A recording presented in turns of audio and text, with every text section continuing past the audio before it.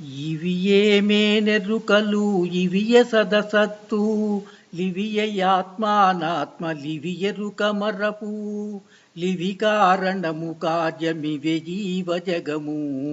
ఇవియే ప్రకృతి పురుషులు ఇహ పరము లివియే ఇవియే సద్గురు శిష్యులు ఇవియే సర్గుణ నిర్గుణమివే ప్రత్యక్ పరమాత్మ ఇవియే భావము ఈ బంధ మోక్షమనయ ఇవియే ప్రకృతి పురుషులు ఇహ పరము లివియే ఇవియే సద్గురు శిష్యులు.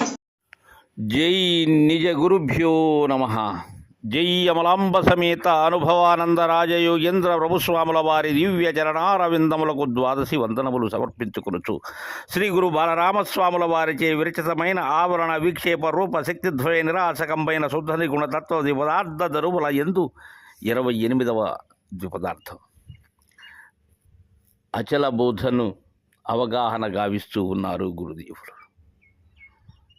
దీనికి మునుపు ద్విపదార్థంలో ఈ మేనెరుకల భ్రాంతిని మానమని, ఈ మేనెరుకలు అనబడేటువంటివి రెండు కూడా ఒక్కటి అయ్యి సంశయం కలిగిస్తూ ఉన్నాయని, ఆ భ్రాంతిని వేడాలి అని, ఇవి ఎలాంటివి అనేటువంటి విషయాన్ని మనకు ఈ ద్విపదార్థంలో తెలియజేస్తూ ఉన్నారు. నాయన శిష్య, ఇవియే మేనెరుకలు ఇవియే సదసత్తు లివియే ఆత్మానాత్మ లివియరుక మరపు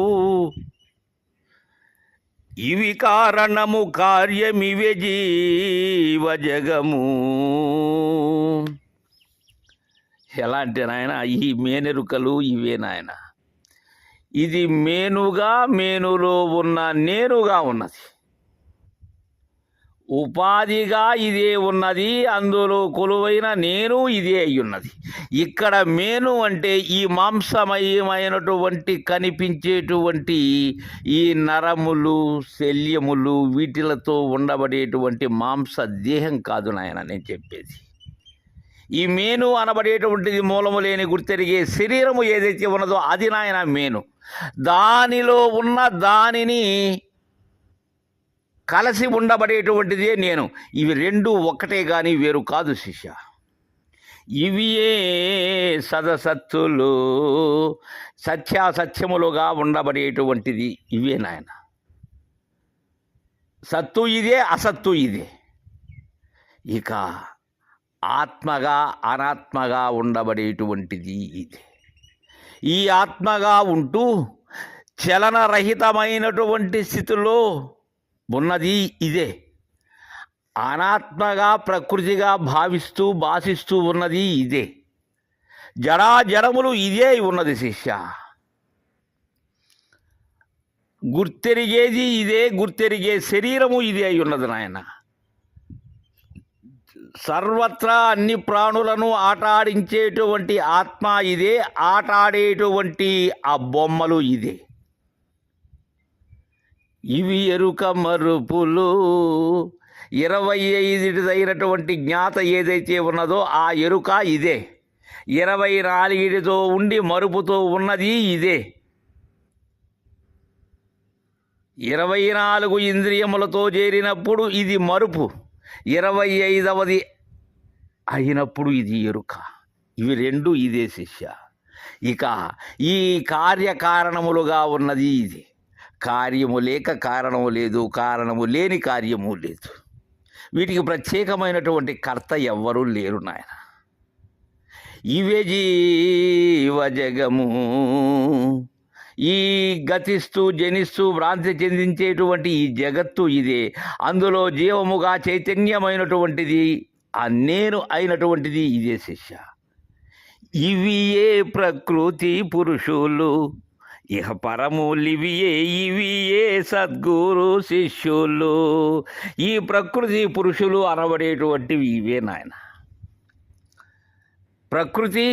ప్రకృతిని ఆధారంగా చేసుకొని మసలేటువంటి పురుషుడు, పురుషునితో తెలియబడేటువంటి ప్రకృతి, ఇవి రెండు ఒకటే.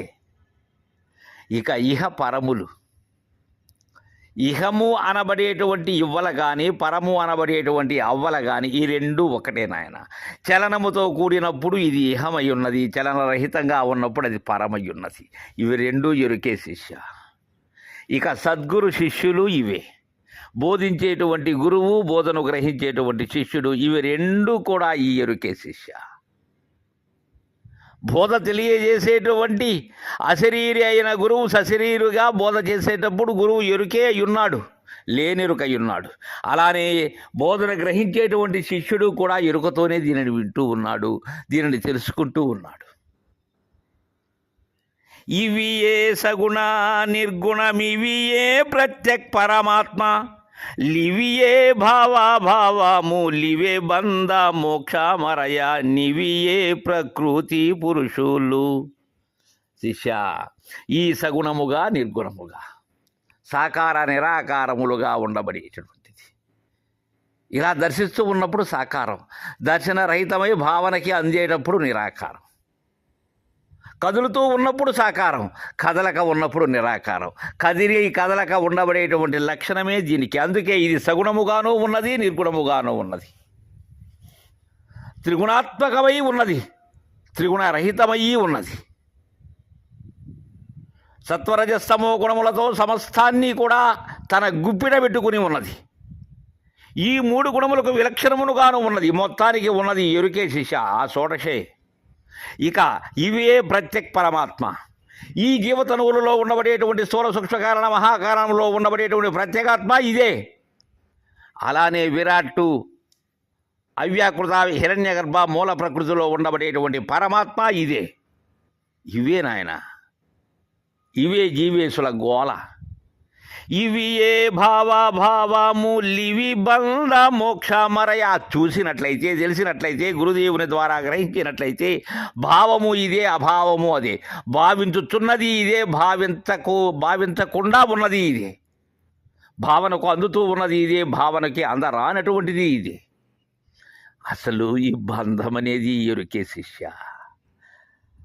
బంధాన్ని విడవటము ఎరుకే నాయన.